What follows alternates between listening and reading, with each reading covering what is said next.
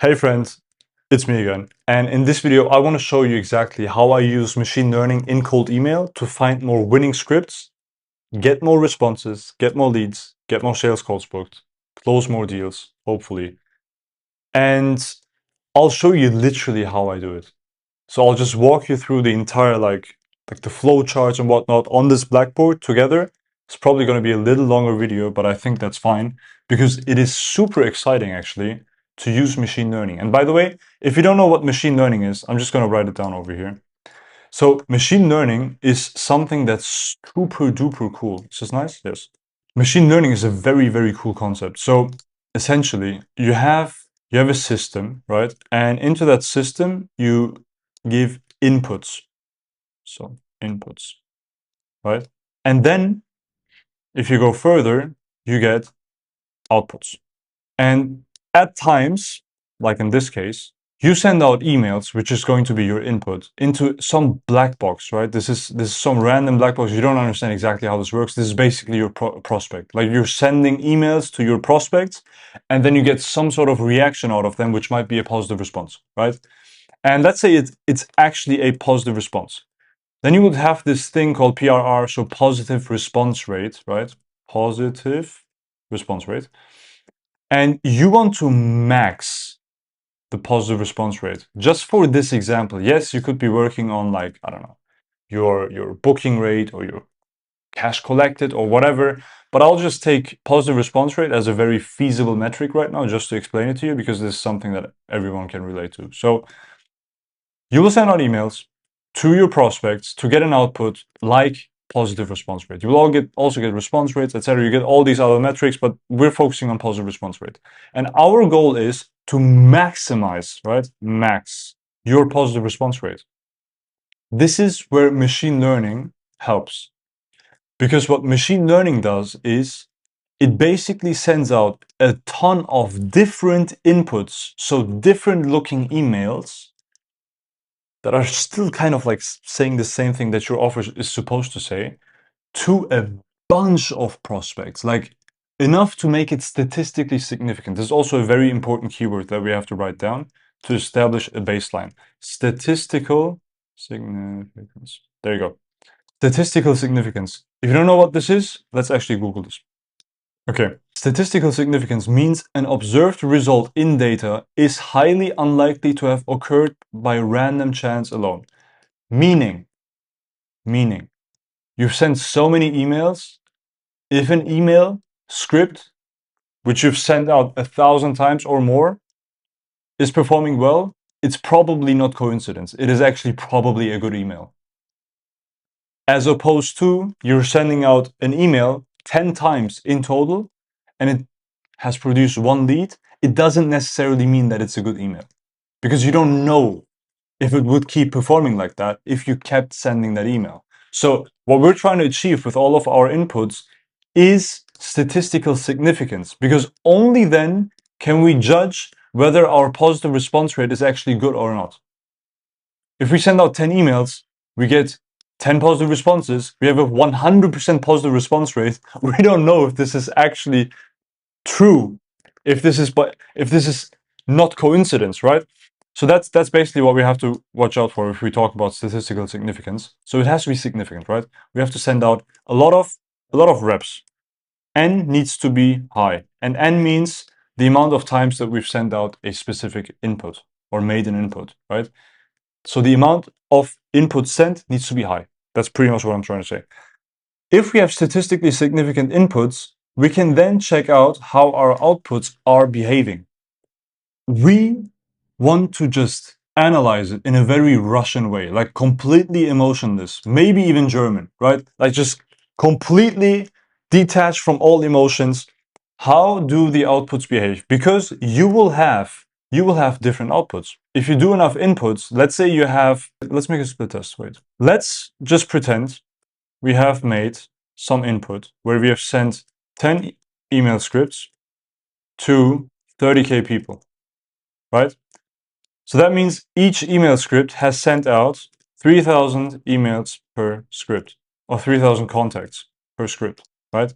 This is our input, basically. And after looking at the data, we found out that 6 of these were average, 2 were above average, 2 below average. And this is all in regards to P, R, R. So our positive response rate, right? This is what this is. Yes. What we're now going to do is, with this machine learning algorithm, so this is how machine learning works. You basically look at what do the best performing and the worst performing emails have in common. And from those, you make rules. So for all the ones that are good, right? Because all the ones that are good, they look like this. And all the ones that are bad, they look like this. And as soon as you do this with not only with 10 email scripts and 30K people, but like 10x that, for example, you'll get 20 winners and 20 losers, for example. And if you have that, you can go ahead and you can tell Claude or Codex or whatever else you use, right? Doesn't really matter, some AI. You can tell it to build a skill.md file for email copywriting. And the cool thing is, especially for us as an agency, and we have our school community, right, where people are also like going to use this. This is actually like, this is why I'm recording this video. I'm actually trying to make a course for like how to use machine learning in email. So I wanted to record this video. But the cool thing about this is, if you have an agency or the school community where we have like 60 plus members and they all keep sending out emails and we find out which ones are the better performing ones, which ones are the worst performing ones, you have so much statistical significance. Like you have so much volume that you get a bunch of different email scripts, because you can also have statistical significance in here. Because only saying, well, we have only found 2 winning scripts might also have been coincidence. But what if we had 2,000 winning scripts, right? And they all had the same structure. Then we could clearly tell, well, a good email is not a coincidence. It actually looks exactly like this. And a bad email is also not coincidence, because it might look like this.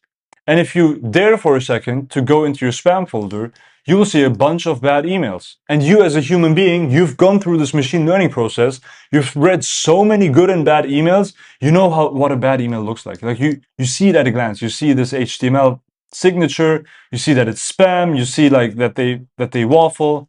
I just read this, by the way, in the first take, and then I noticed that the camera was bugging. But let me honor this again. Like, this is completely horrible.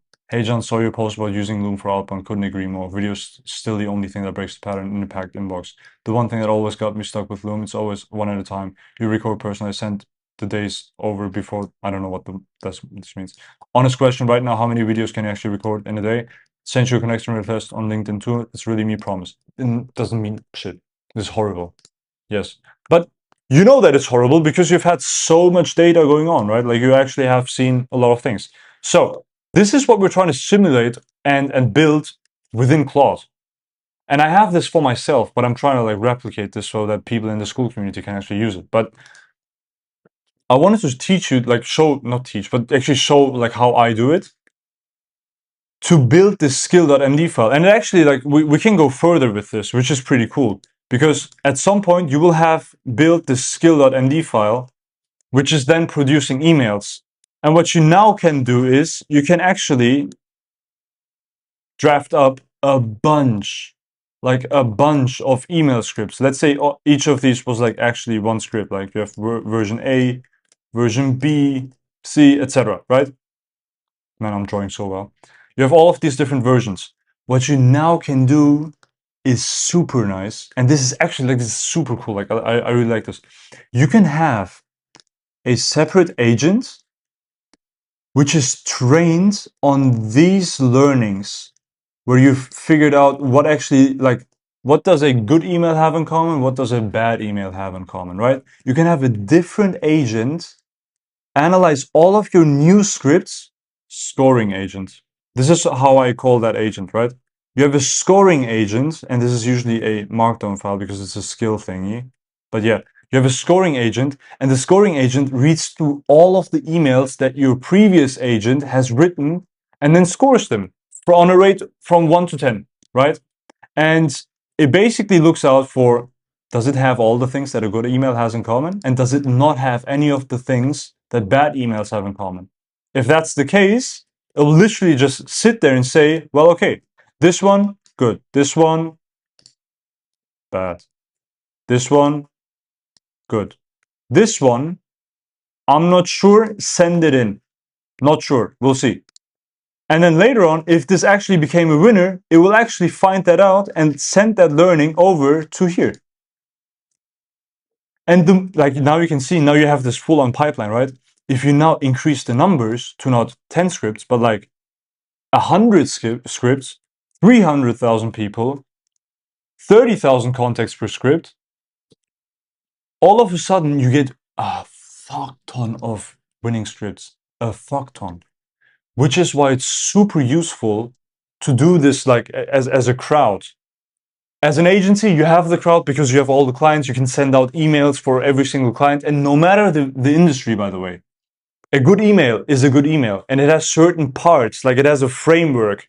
This is where you mention case studies. This is where you have the CTA. This is how the CTA is supposed to look, irregardless of industry. So if you have multiple clients, like we do, from various industries, and they're all sending out thousands of emails every single day, we have so much volume in this thing.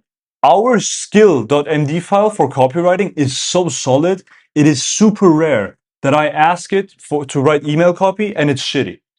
And I did this stuff manually all the way back then in Smartlead. I had to open up like millions of tabs to like manage all the campaigns and whatnot. I had to do this manually, and I had to do manual copywriting research on the client's behalf to see like what kind of copy would make sense for them.